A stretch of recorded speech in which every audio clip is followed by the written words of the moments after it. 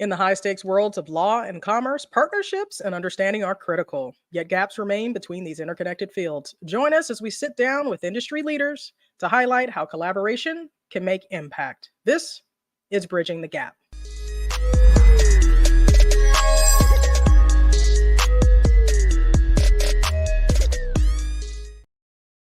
Our guest today is Sierra Taliaferro. Sierra is a motivated environmental conservationist with intentions to promote diversity in urban conservation, social justice, and community advocacy. Her work experience consists of community engagement, urban agriculture, water conservation, and land management practices. Her aim as a millennial in environmental conservation is to involve the public in decisions concerning natural landscapes through citizen stewardship and help bridge a lost connection between people and nature in an urban setting. She hopes to continue to make herself an advocate for diversity and conservation and to emphasize the importance of our natural resources surrounding our urban environments. Please join me in welcoming Sierra Taliaferro. Thank you for having me. Hello, welcome. Hi, welcome. Thank you so much. So, like we said before we started, we're going to nerd out today. So very excited to talk about all of these things because you are into something really cool. And so we're just going to go ahead and get started with the show. Sure.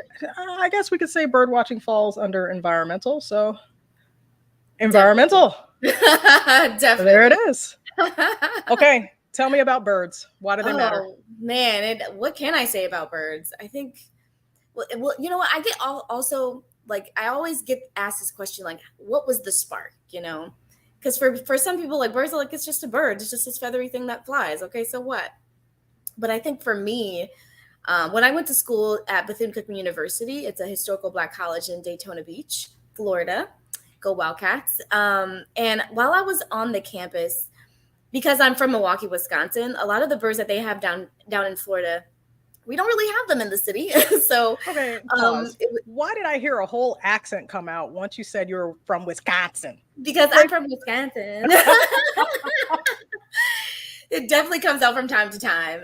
And sometimes I don't even notice it, but people are like, oh yeah, you're definitely from Wisconsin. Yeah, I didn't even notice it until you said Wisconsin. Sorry to interrupt. Keep going about the birds. No, not at all. But no, yeah, like a lot of the birds that we had on campus were just kind of like fascinating. And there was one in particular that always caught my eye, especially after it rained, because it's Florida and it rains all the doggone time. And it's what I know now as the white ibis. It has this really, if you're not familiar with the white ibis, it has this really long bill. It's all white and, well, clearly white ibis, but has this really like fascinating bill, and it would just like probe through the ground. And I would just stare at them for golly amount of time that it would like kind of like distract me from going to class. And so like this was over time my freshman year until I got into the point where like I was at this bookstore and it came across this book called Birds of Florida. And I was like, you know what? This is really fascinating to me, and I really want to know like what these are. And it was either buy this book or like save that money for laundry. So I ended up buying the book instead. And I've kind of been I still have that book to this day. But I've been really a bird nerd ever since. I've been hooked. So just really self-learning and just the abundance of all the birds that are not just down here in Florida, but just also all over the world, honestly. And I've kind of been a bird nerd ever since. And I have washed my laundry since then, of course. Like, let me just make the record clear. So what exactly does bird watching entail? Do you just get binoculars and take notes? Like, why does this matter? Yeah, I think what people forget to realize is that birds are indicator species. They kind of help us, let us know the health of our surrounding environments. Like, imagine if you didn't have birds around. What kind of impact that would have for us? Well, if you remember the North Korea propaganda video, they alleged that in America, we have no birds because we ate them all. I don't know if you ever saw that. It was hilarious. No, I have not seen it. Yeah, they took like videos from the Great Depression where everybody was sad, and it was winter also in all those places. So there were no birds. And so they put this like propaganda piece together that said that we have no birds here, and that's why you don't want to go to America. You want to stay in North Korea. Oh my goodness. The just fallacy. put that out there. Like Yeah, just but yeah, but no, the birds, they help us to let us know like what the health of the surrounding environment essentially. And so with bird watching, it's essentially just doing that. You're literally watching birds. It's wildlife observation. And of course, granted, a lot of the time people who associate bird watching, they think you have to have all these fancy binoculars and notebooks and all these really like super expensive book lists, and you really don't need that. You can really just bird watch with your eyes and your ears, and you'll be doing just as much good in bird watching. So it can truly, birding can be so unconventional. That's what I tell people. You don't need to have binoculars or fancy books. You can literally go for a walk around the block and do bird watching. That's how simple it is. It's accessible to some regard as well. Now you said it's the white ibis. Ibis is the proper Yeah. pronunciation. Yep. The Are white ibis. are they a part of like the Egyptian culture as well? Like, do you Oh, feel like not that there's an I'm ancestral reason that maybe you were drawn to that particular bird? not that I'm aware of. No, not that I'm aware of. I just thought it was a really interesting bird, something I've never really seen in the city before, and it just kind of caught my attention, honestly. And then from there, like every day, I would watch these birds, and I'm like, "What is this doggone bird?" And I would try to like Google it, back then. And then I came across this book called Books of Florida that I still have to this day. And I'm like, okay, if I see that I'm really getting interested in this, and clearly, because I was an environmental science major, so we talked about all types of things, and this kind of played into that, I think. But I was like, you know what? If I'm gonna like really take this serious, I'm just gonna buy this book. And I ended up doing it. And so not only did I learn about the white ibis, I learned about like the great blue herons that also walked on our campus that are taller than me, apparently, because I'm only 4'11". So they tower over me in some cases. And it just kind of snowballed from there. So, knowing now that you have an environmental science background, can we talk more about that? Like, what does that entail besides, saying chemicals are bad for water? Right, exactly. My background with environmental science, what I like to say is environmental science is very broad. It's not like it's never linear. And so with my background in environmental science, I focus a lot on environmental conservation. So really that entails a lot of having science and community together. Because that's really the general basis of what science should be, I think. But a lot of my background, and especially with environmental science and ecology and conservation, it's just understanding some of the issues that we have in the environment and how to come up with real solutions that help promote the health of the planet and the people. Okay. Yeah. And so, what are some of the common issues that you've had to tackle recently? We're talking about climate change, and then people are denying climate change, and then we know plastic is in everything now. Isn't it? Yeah. One of the, especially being in the South now, one of the things that I am battling with is water, especially because I'm in South Florida, and so I'm very close to the Everglades, and not only and just also understanding freshwater and coastal saltwater essentially, and how they're this one vital entity or this one vital resource that we have one less than 1% of on the planet. And even though they're two different mediums, and how both important they are to our ecosystem right now, especially down here in South Florida, right? Where we have the Everglades that really provides our drinking water for the whole South Florida, right? But then we also, and how it's being impacted by algal blooms, rezoning in the Everglades because there's so many people that are coming down here, and trying to find, affordable housing, which is a whole bigger issue, and trying to get people water and access to water. And then you also have the climate change effect, of course, with salt water, and how, as you can probably understand, we have lots of flooding when it rains because of hurricane season, and how that impacts a lot of the buildings and things like that. So there's just two different mediums that I'm working with, and how it affects different communities within this region in particular. Okay.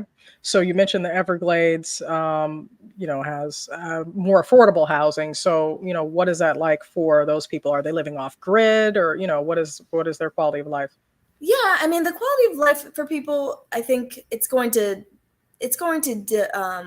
depend on what area you're in. I feel like, of course, for example, like for more of the eastern side of South Florida, like east of 95, for example, it can be a little bit more expensive. Of course, you have the skyline, you have the beaches, and that's what people go for. But is it affordable? Not in this market, especially not in this market. And so for other people who that's not really in their price range, they get pushed more towards the west side, like west of 95 or in the middle of 95 in the turnpike, for example. Somewhat more affordable. You're not necessarily going to have the beach view, but it's still doable and it's sustainable. But now we're getting into this era of affordable housing and how it affects people and how it's also intersecting with climate change. Because now that there's so much flooding happening on the coast, a lot of those people who were already residents on the east or like South Beach or any of the coastal areas, now they're moving inward. Now they're moving inland. And so a lot of what happens now is overdevelopment. A lot of like old abandoned pieces of land, for example, it gets eaten up by development so that they can make new condos or even new apartments that probably more like middle class people can't really afford. And so keep getting pushed. A lot of those communities keep getting pushed back west, and there's not a lot of space left. And the last thing we want to do is keep rezoning in the Everglades, because that's also, I mean, of course, it'll impact a lot of our drinking water. One, two, it's very protected habitat, so it's very sensitive habitat at that. And so when we think about just affordable housing or just any issues when it comes to environmental justice and environmental conservation, we have to really remember that it intersects with a lot of the issues that we're currently facing. Not just affordable housing, healthcare, food, accessibility. So there's all those factors that come into play. Okay. So then let's talk about it as we integrate into legal. Yeah. So with that, obviously, unfortunately, attorneys are probably closing the real estate deals that are creating these developments. And so what are some ways that they can, earn some points back on their soul by Yeah. working with you? I like the way that you said that. Earn some points back for their soul. I like that. I'm going to have to use that one. But I think that's a great question. What are the ways that like attorneys or lawyers can do to help? And I think one of the things that I encounter with communities that I work with in particular is that a lot of grassroots organizations, they don't have capacity when they're like fighting against a lot of these like larger scale polluters. And a lot of those times those large scale polluters, they have really good lawyers. And sometimes communities, they don't understand the jargon that comes with like the legal jargon, that's what I call it. And so I think for lawyers who really want to make an impact and want to do good, to tap into those communities or grassroots organizations who are looking for legal assistance and looking for help, especially to help with their causes that they're dealing with, whether that be in like Superfund sites or brownfields associations, like being able to really get involved in like with authenticity and to show that you really care about these issues, because they not only impact the communities that you're working with, but it has some kind of relatability for you too, I think would be a good place for lawyers to start. Yeah, it's hard because, like you said, they not only have good lawyers, they have a lot of lawyers. They often have, what we're calling big law firms, Oh my where they've goodness, got yes. an army of associates and paralegals to help get whatever needs to get done, even if it's Yeah, bad. and it's not fair. And we have these communities that are impacted on a variety of fronts, whether it's water pollution or flooding that is caused by a large scale polluter, and they don't necessarily have a warrior in their pocket, because legal representation is a lot of money. We all have to make a living. But a lot of those communities just don't have the resources or the time. They're at capacity. A lot of those communities are doing it voluntarily, but it's something that matters to them because it's relatable to them and it's at home, and they care about it and they want to be able to do something about it. But oftentimes they're on the low end of the stick, man. Like it's heartbreaking sometimes when you're fighting for something and it's wrong. They know that it's wrong, and the large scale polluters, they still win. Yeah.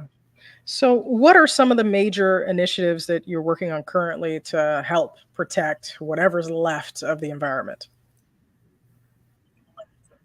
There's still a lot left. Like, let's not lose hope. At least that's what I say. Don't lose hope. There's still a lot of faith. But Well, they had to in my replant the capacity, barrier reef, right? Sorry, they had to replant the yeah, barrier reef, didn't they? yeah, in some regard, yes. Yeah. But there's still hope. Like there's still some, even though there's coral bleaching and warm waters that are happening, there's still hope. Still hope alive. Keep faith alive, at least. But no, Bill in my Gates has us capacity, eating crickets as burgers. Oh gosh, yeah, We're losing yeah. hope. I know, So- and it's hard. You know what? And it's so hard to maintain hope. It really is. It really is hard to maintain hope when you have fires that are happening with petrochemical plants, like in Louisiana and Texas, or you have like these air emissions in like the Mid Atlantic, like in New York, and it demoralizes people. Like, what else? What else is left? You know. Yeah. And so, I think that's a really good question. How do you maintain hope with just like in the work that's being done in the environment, and how to just maintain that morale? And that is different every day, I will say. And I think in my capacity, especially as a community outreach associate, working for a nonprofit that's really about harnessing the expertise of a lot of those professionals from the U.S. Environmental Protection Agency, and to just harness that energy to help assist those communities who are really fighting on the front lines to like maintain justice for the environment in their own places, in their own communities, and some. And so because a lot of the times, like I mentioned, a lot of those communities, they don't have the resources available, right? And so it's about, how do we fill the gap? How do we fill the gap with professionals who have been doing the work for years, and connecting them to the communities who don't know a lick about it, but are actively involved and are really good at rallying the troops in their communities, and bring those two forces together to have impact. Look at that. It's bridging the gap. Exactly. So how do we do that? What are some minor things that, an attorney could devote half an hour to that would really help you out? Absolutely, man.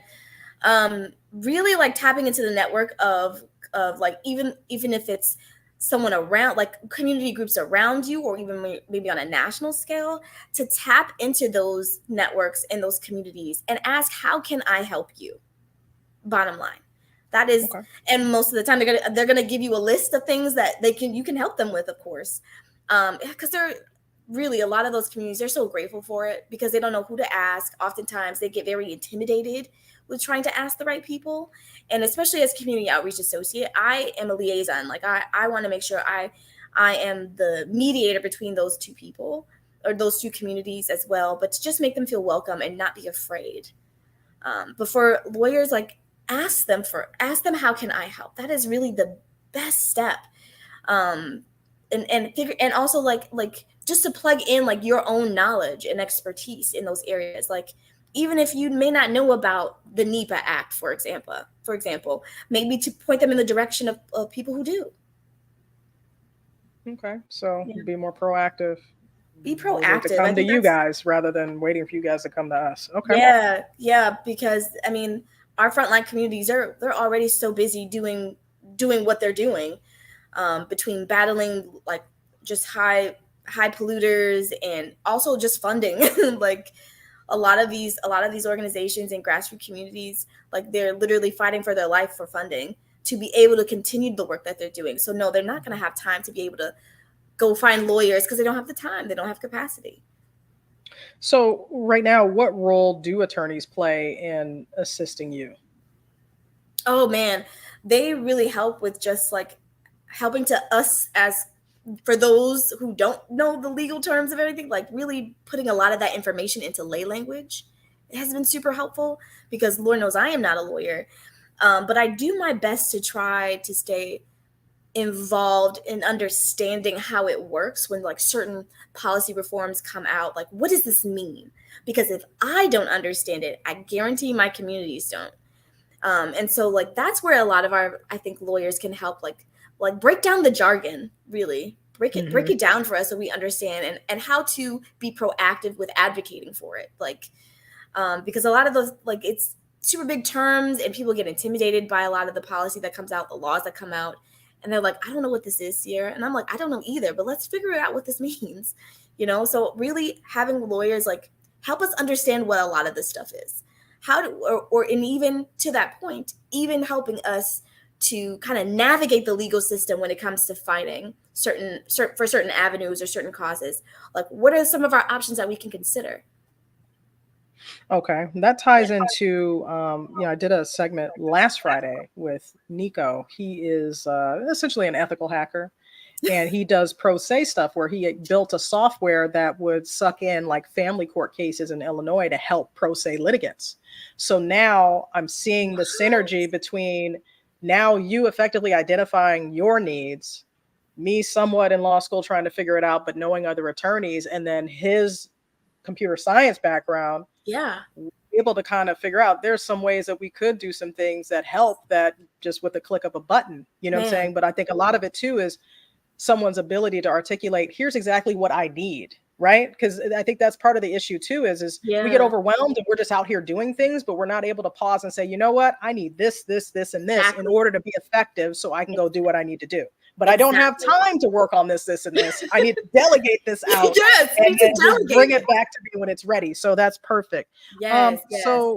So with that, in what ways can policymakers and government officials better support sustainability goals? Ooh, I really think that's such a good question, and I love that. I think it's really personally having more open conversations with communities, like forums, brainstorm sessions, to really talk thoroughly about these like sustainability goals and things like that.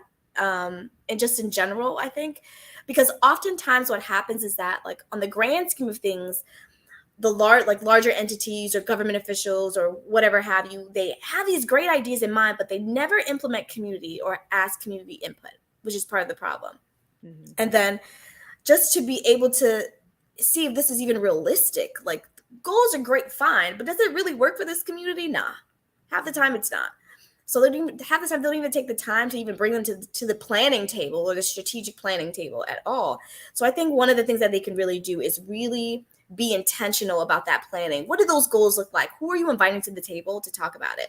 Because the last thing we want communities to feel like is a grant deliverable. I don't want a sustainability goal to look good on paper.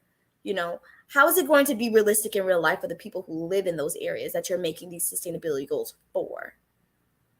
Now, do you find, like, I guess we know lobbying is just the way things are now. Yeah. Uh, are there any conservation lobbyists, any conservation PACs that then, have pooled the money and can go in there and start twisting arms and lining pockets? Not that I wear it, but that's not a half bad idea, Okay. honestly.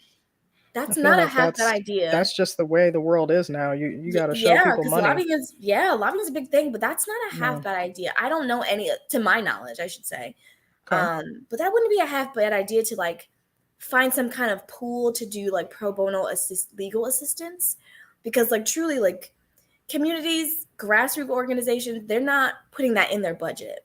They're not putting a lawyer in their budget, and I really urge my communities to start thinking about that holistically. Like when it comes to like for a lot of the communities who are really working with like large scale polluters, put a lawyer in your budget if you can handle it, if you have it. And most of the times they don't, but so if there's a way to like put all of those resources in a pool so that when communities need it, they can just tap right into it. It's Yeah. accessible, it's equitable, you know and And they just yeah. conversely, I'll say this. I get that people have to pay their bills, but you get a lot of people who go to law school using the personal statement saying, I want to help my community. And then they get out of there and they don't. So Yeah. it's like, do some more pro bono work because you already know that these grassroots organizations are tapped out financially. And then here you come with $250 an hour bills, and so that's the hard part too, is that a lot of people aren't honoring what they said to get them into law school. Hmm. You get a lot of people, I want to be a criminal defense attorney, and then they get out and they go do trust and estates or IP. Yeah, you and know, I wonder what the shift is. Like that's what we need to also focus on too. Like what's that? How do we harness that same energy throughout their whole process so that when they get to the sometimes, end, you yeah, know, sometimes it's job prospects. Like if the market's bad, that's true. That's true. I you think back to economic crashes, things change, right? And Yeah. so it's like, well, bankruptcy was prevalent. So then you're going to have more bankruptcy jobs, Hmm. then when Yeah. tech started to take off, okay, we need more people in tech. And so it's just certain trends that happen. But I think also, for me, it's about, let me say, how do I want to say this? It's about expectations from the general public, if I'm being honest. Mm. There are people who hinder your ability to help them. You Mm. know, there are things that Mm. happen that aren't helping either. And so I think accountability has to go both ways. Yeah. But we do need more Black attorneys. Our numbers are getting Man, smaller, and say that nobody's for the really people in talking the about back. that. Say that again for the people in the back. We need But more Black we need lawyers. more, but a lot of the ones I'm meeting, all they want to do is sports and entertainment. It's like, no, we need patents, we need Ugh, IP, we need environmental, we need criminal defense, we need antitrust. Like, all we of need it. to be in all of it, not just focused on bling bling. I'm on the next episode of Ballers. Yeah, And so man. that's part of the problem too. But what guidance would you give attorneys interested in pursuing environmental law? Because believe it or not, you Ooh, could do the job. It's paperwork at the end of the day, right? So you know exactly what your needs are. yeah, You just need someone to say, hey, when you need this, fill yeah. out this paperwork. So, what would you say that would entice someone to then become an attorney and also care about the environment? Man, that's such a good question. Um, I think what I would say is like, I don't want I don't want people to feel like environment like it's gonna keep you in a box. Like environmental science is so broad. Environmental law can be so broad, right? And the types of opportunities that you can be able to excel in will be limitless because it's so broad. There's so many different avenues to really get invested in that can kind of be curated to your own liking and to your own aspirations. And so just really like don't be afraid to tap into that. I think most people think like environmental law, there's so much paperwork and da da da. Da. It's very cut like cookie cutter straight, and it's not. And it's not. There's so many different avenues that people can really get invested in, and I just want really people to understand like, yes, it's tedious. Yes, it's hard work. It's really hard work, but it's tough, but it's meaningful and impactful. Like I just that's like the best way I can describe. Like it's tough. It's tough as heck out here, but the people that you impact are gonna give so much gratitude for you for it that it will go on with you for the rest of your life. It really will. Working in environmental conservation, it's thankless. You're not gonna always get a thank you. And what I really love about it is that and I know that even though I may not always get a thank you for the work that I'm doing, and that's completely okay. I don't do this work for a thank you. I do this work because it's something that I want to help sustain for the next 7 generations. I want to be able to say that I was able to help to protect monarch butterflies so that my great grandchildren can see them as well, or to be able to see the Great Barrier Reef and to say that I have helped impact to sustain those waters in some regards so that my family members later down the line, or even just saving drinking water, something as simple as drinking water that has so much impact to us. Like there's so many avenues that make that of environmental law that you can tap into that suits your own interests. So that's kind of that's suggestions that I would give. Like tap into that. Don't be afraid of it. It's not as it's not as scary as you think it is, but if anything, it's going to take a lot of heart and dedication, just like anything else. So, what do you say to the naysayer that says all of this is baloney? I don't care. I throw my trash in the lake. Yeah, and I would say tell those to the people in Flint. But they don't care about the people in Flint. I would, but to be fair, I will say if there was a way that I could take those naysayers with me and as I go to different communities and visit them and to see on the ground what they're doing and see the hard work that they're doing, I would really try to find a way, if it's possible, to make them work with them. Like see hands on the grounds, like do with them and see how easy it is. Because it's not when you're forced to really see it from ground level to get on an even playing field, it's not as simple as just as what people think it is. Okay, so let's move on to social justice. So Oh then, boy. with everything we've talked about, we've got the environmental aspect, which obviously everything you do intertwines, you know what I'm saying? Yeah. So then let's focus on the social justice side. Yeah. What are these key issues that we're facing, and how can attorneys be a powerful collaborator? Ooh, man, powerful collaboration. Really, again, like I mentioned earlier, really tapping into a lot of um, the communities that are out there, community organizations, grassroots organizations, just neighborhood associations, even tapping into that is super essential. But also the funding, especially the funding that's available right now for a lot of environmental justice communities, and making it accessible has been like really one of the key elements right now, because again, that big gap that we're talking about, there's such a big gap with trying to fill it in as far as getting those communities the money that they need to be able to fund their fights. And so like really assessing the playing field and leveling it out really is what I'm focused on, is what a lot of this work is really focused on, and how we can get really our lawyers involved in this regard is just tap in. Like I can't emphasize that enough. If there's a way that we can like connect with you all, of how we just tap into that network, because our community members, they're looking for you. They just don't know how to find you. They don't understand where the first place to look. Mm-hmm. Yeah, I mean, I don't really know either. I looked around at some things. Even with the law school I'm going to right now, they have a heavy tie with the Sioux tribe. So we have a lot of Sioux artwork and stuff like that at the school in the courtroom, but they also offer a certificate in tribal law. So we get a chance to work on trust in the states for, the tribes and stuff like that. And so just because of proximity of where we are, we're getting access to that. But even when I looked ahead of time to try to find Black attorneys who held themselves out as Indian law experts, I really couldn't find any, Really? So we run into the same problems of, tapping in, just taking the time to go get these other pieces of law, because I came across some news where in Oklahoma, they were not allowing the Blacks to get their tribal designations back so that they could be, What?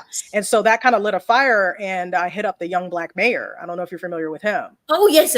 Yeah. And so I was like, look, I'm in law school right now. Oh, good. I wanted to go to his tour that he's having, yes, say next weekend, but I can't go due to scheduling, because I really wanted to see the towns and everything. Good. But I gave him my number. I was like, listen, I am, doing what I need to do to help out, tap into that. Tap into that. That's kind of where we're at, is just like you said, we've got to try deliberately to find one another. Yeah, you have to be intentional and like tap into those networks, because he may also know people that might need assistance too, so like tapping into that network and really putting yourself out there to be like, hey, or going to different events that interest you. You just never know who you're going to meet at events, really, at networking events. Yeah. And just tapping into that's like the best thing, because like I said, like a lot of those environmental communities, they're going to those events, they're rallying, they're protesting. Meet them there. Oftentimes you're gonna find them more than they find you, because they're gonna be so focused on what they're like they're in the game mode, like they're in focus mode. Like you got to go to them. Got to go to them. So what changes do you feel like would help government better protect civil rights and work towards social equity? Yeah, really getting community members on the front line, who are on the front lines already, and getting them involved in those conversations ahead of time, not at the last minute, like right at the top of the strategic planning. Like get them in there, let them have a seat at the table. I want them to be able to attend dinner, not be on the menu. Like I think that would be a good starting point, because we want our communities to be where the decisions are happening, where the decisions are being made. They need to be there right front and center. And so I think that's where I think government especially can do better about that, because they're, again, filling that gap. You gotta, if you're going to make these changes, you need to be able to touch base with the people that you're affecting. And I want those communities and those people to have a seat at the table as well. So I want to talk about two things. There's a risk that runs doing this, right? You could become a political prisoner if you get too good at your job. And then conversely, there is what I consider to be a loss of the person, in the sense that they go mainstream, right? They get sponsored by Cadillac. How does that help? How does that hurt you guys when one of you becomes an influencer, so to speak, and now is just a corporate spokesperson? I think that's, when it comes to that, I think it's a matter of understanding your morals and your values of what matters more. Is it fame, or is it the sponsorships, or is it just really to be able to use your platform in a good way that helps to build awareness about the causes that you're fighting, but also holding also the other end account, like the sponsors or whatever, who's ever doing what, like holding them accountable too. Like this, like having that standpoint, and this, like, this is what I'm doing, whether you like it or not. Like I love the idea of having a sponsorship, but this matters to me more. And so really just having that open conversation with those people, those who are really supplying that type of sponsorship, and have that high profile area, and knowing the kind of impact you have, not only on their brand, but for the people that support them, and having that open conversation with their like strategy team, like, hey, listen, I appreciate this, but I want to be very clear about what I'm fighting and what I'm using my platform for. And sometimes people get like sidetracked in that, I feel. Like those who gain awareness about their profile, and then like they get sponsored by a brand, for example, and then they lose sight of the goal. Like that's where it scares me, because that's how we lose individuals in the fight. That's how we lose momentum, because we need people. Fine, it's great to have a sponsorship, but stay steadfast, like stay on track. That's the most important thing. Don't let all these brands, like, don't let them, the sponsorships and the brands, don't let it distract you. We have to stay focused. If we're going to make this work, if we're going to be fighting for justice on the front end, we have to be aligned. Mm-hmm. And I feel like in some ways now the corporations coming and sort of owning these people is Oof. the strategy, right? Yeah, Because yeah, then you're taking someone who may have been on their last $5 and going man. out to a rally, and now they have $5 million, and they don't want to mess that up. So now they're being more political and doing all of these things that are not helpful. Yeah. So in the same lines, I'm curious what your thoughts are about Greta, because now I'm starting to see footage of apparently these photos might be staged. You know what I'm saying? Where the police are just standing around waiting for someone to say action, and then they Yeah. grab her and carry her away. Like what Yeah. what is that all about? Yeah, and I'm still rattling my head around that, of how, like, I think her work is good. Don't get me wrong.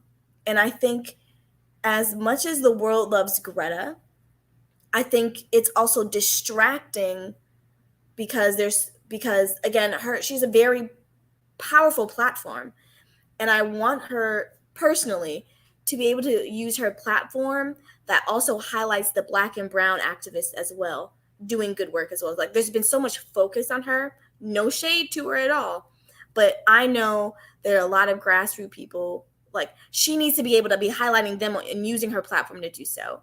And so I feel like it's just become a little, I don't want to say big headed, because that's not the word I want to use, but become a distraction now. And now people are, now it's about questioning, like, is this now real, or like, are you just like doing this just for publicity? So I'm sure she's doing it for good reasons.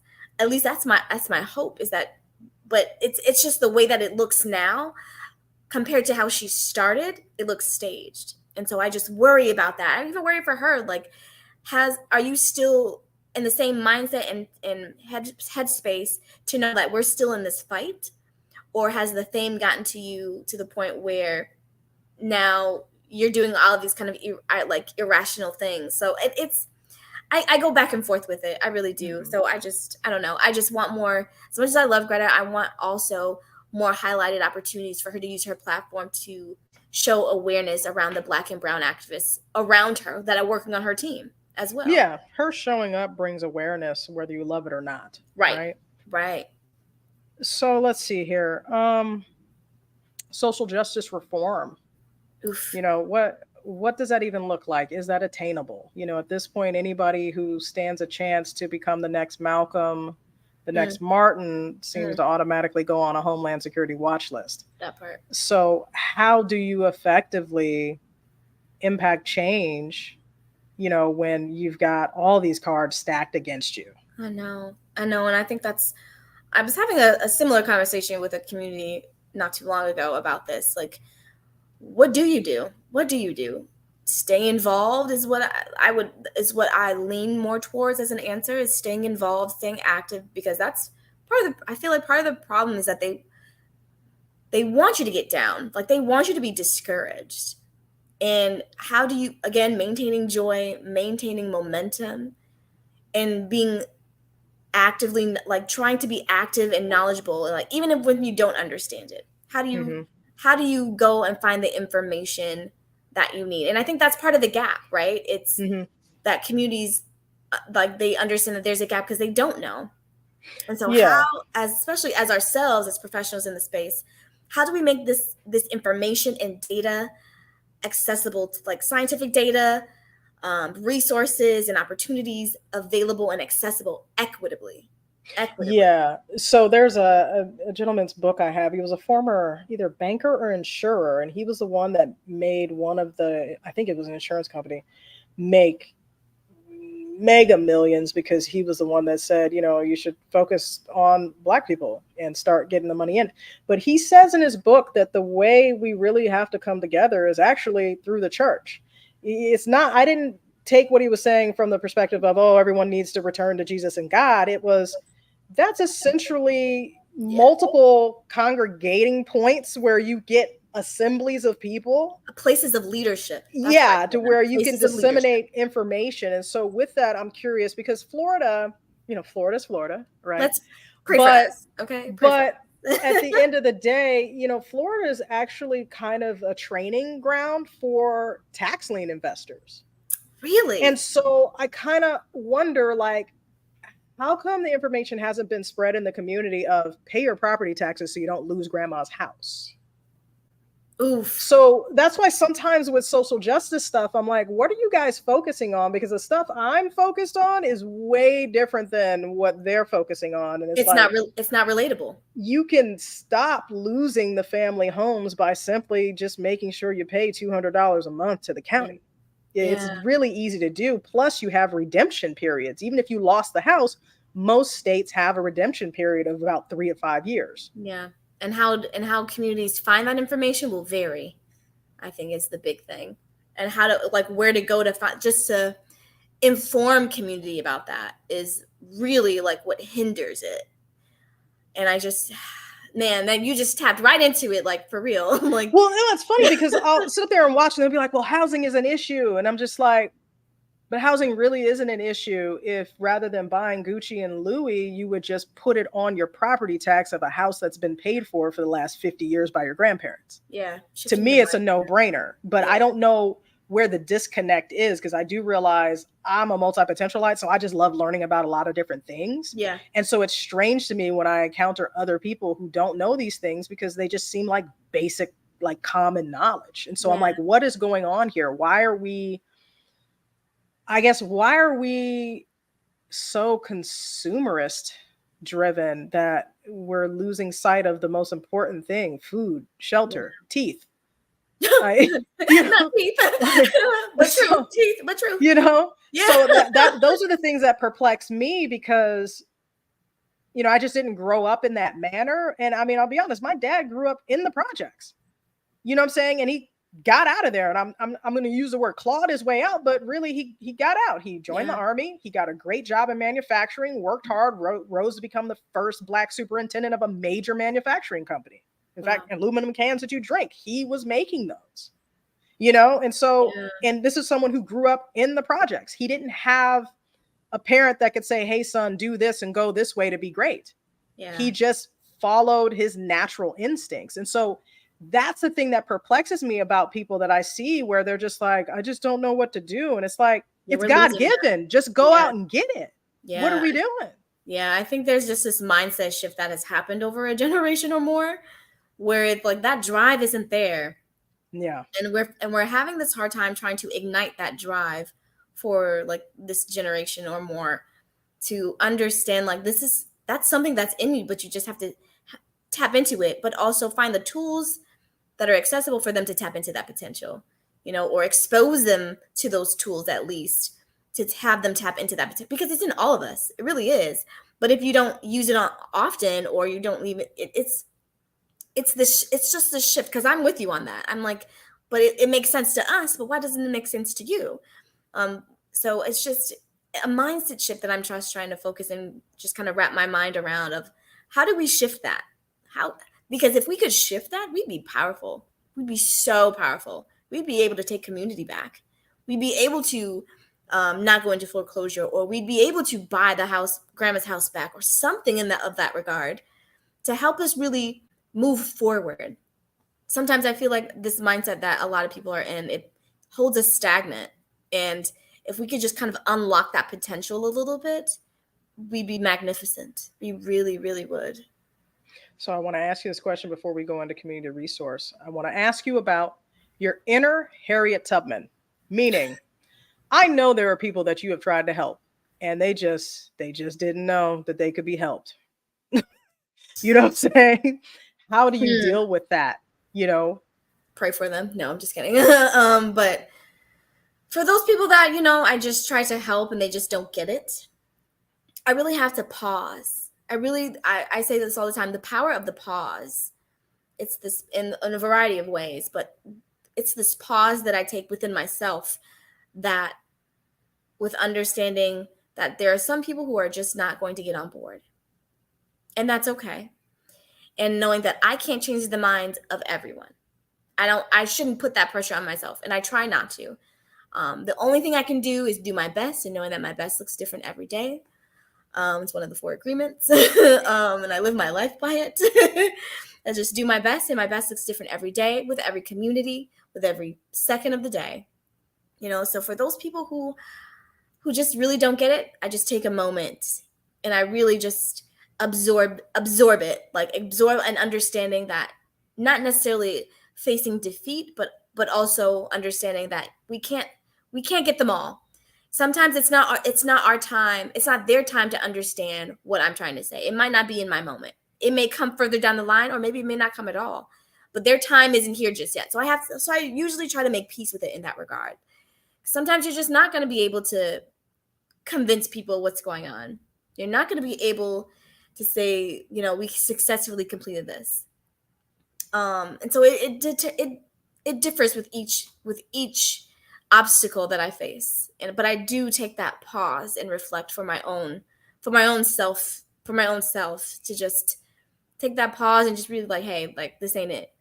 Maybe not now, maybe later down the line, but not today. It won't happen today, but maybe one day it will. Okay. Mm-hmm. Community resource. Here you go. There's a lot of needs. There's a lot to unpack here. Let's unpack it. Yeah. So let's start with resources. Obviously money, but we're talking about the Everglades, the water. Water's being contaminated. Probably, I don't know what natural gas is like for you guys out there, or if you're geothermal. I'm not sure what your natural resources are like out there. So, resources, getting access to resources, basic things, electricity, water, gas, internet at this point. That's the main one right there, is access.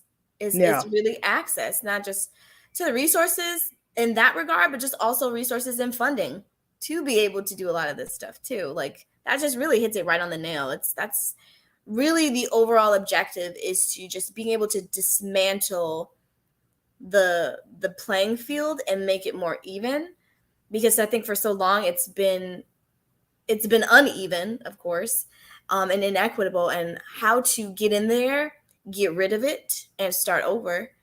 But really access to resources and support services as well too, which could fall under resources as well, but just access, like, bottom line is really access it's really what it's like mainline, bottom line focus.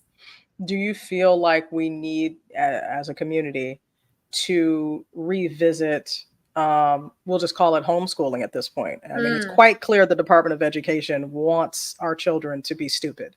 So at what point do educators come together and get back into doing the way the thing we used to do? We had our own little schools, but we have to do it smarter now, because now the whites are attacking anything black. So I've talked about this on LinkedIn. You got to make yourself a private club. We have to model ourselves like the NFL. Yes. The NFL is getting away with it because they're a private club. Yes. And so that's what we have to do as well.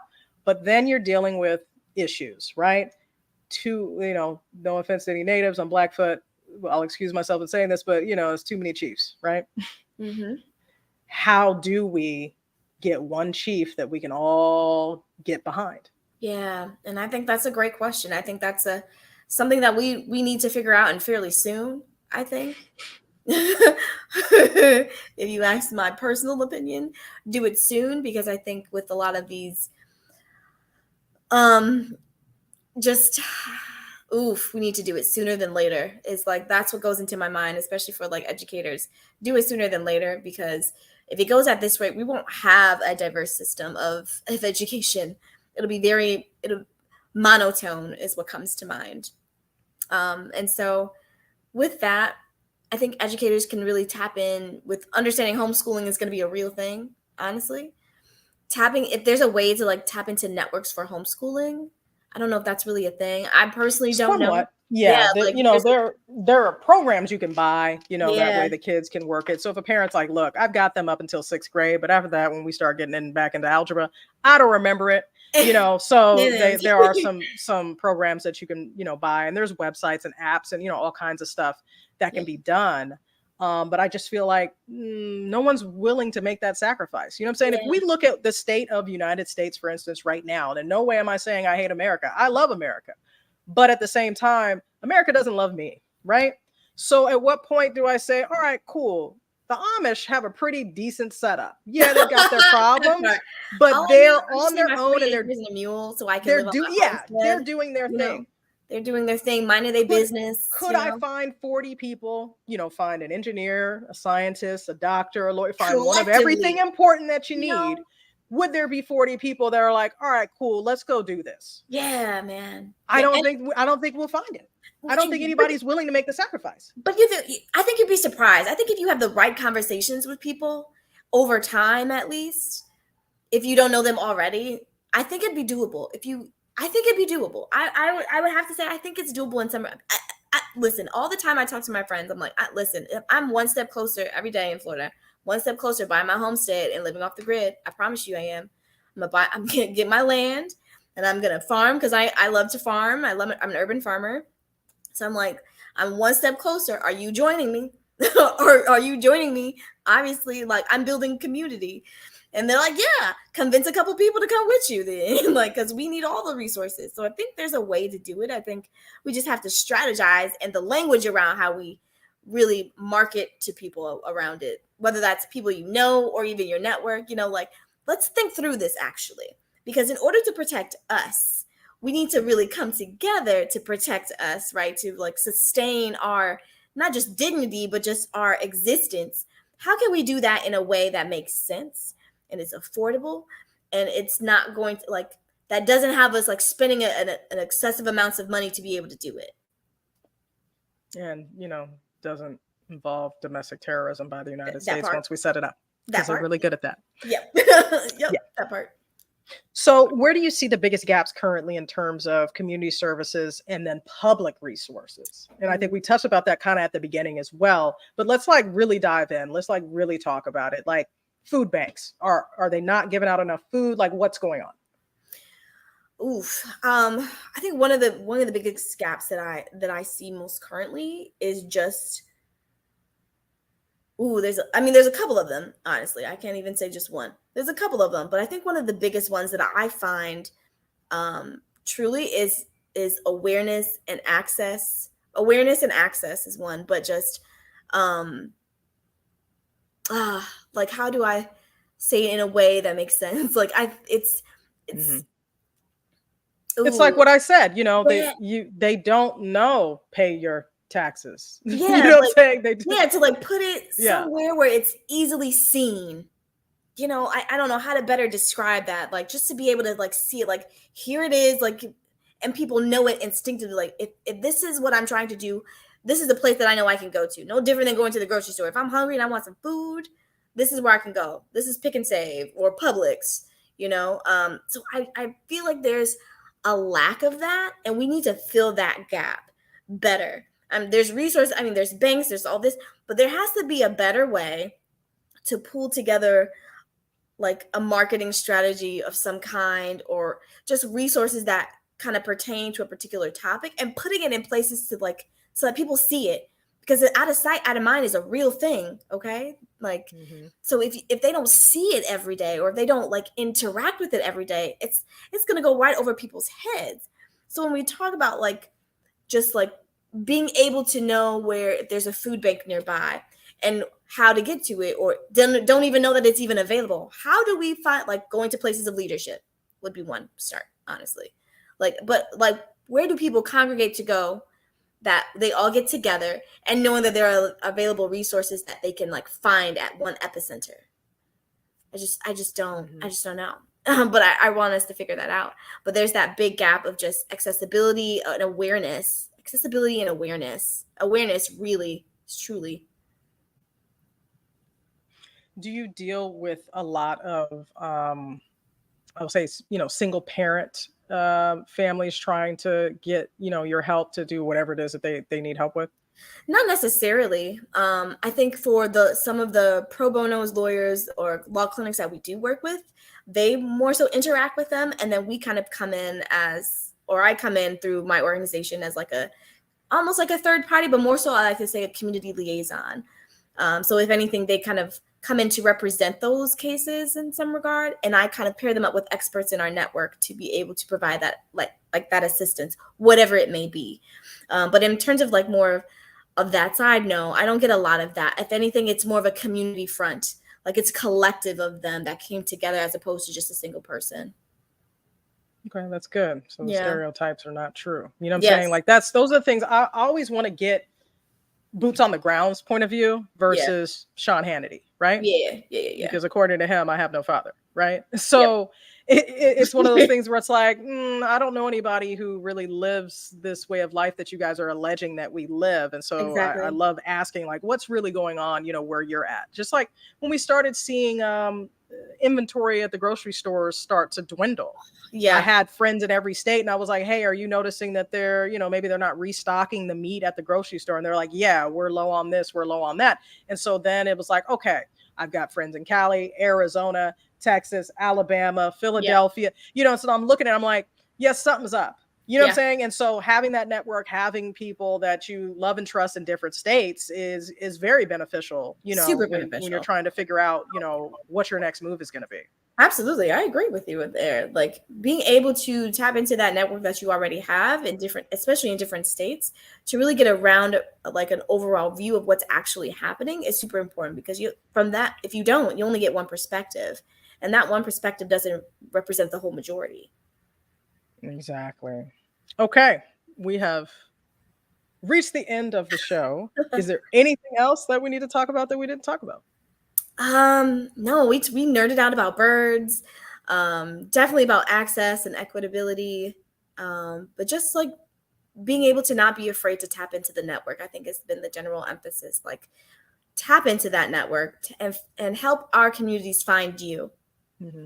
And so I don't have the exit card for you because I forgot to ask you if you wanted me to give out your personal information. Do you have an email address that you want to give out in case a future attorney sees this and it's like, I want to help? Yeah, absolutely. So, for example, for my social media, of course, you can always follow me on LinkedIn as well. But for getting in contact with me, for those who want to help, feel free to reach out to me. And I can either say my email out loud, or I can provide that additionally as well too. But you can contact me at T as in Tom, ALIAF as in Frank, ERRO, 1125@gmail.com. Just to like reach out and say, hey, I love what you're doing. How can I help? And I'll be more than happy to connect you to the network, because I work as just a liaison for the community. Did I spell it all right?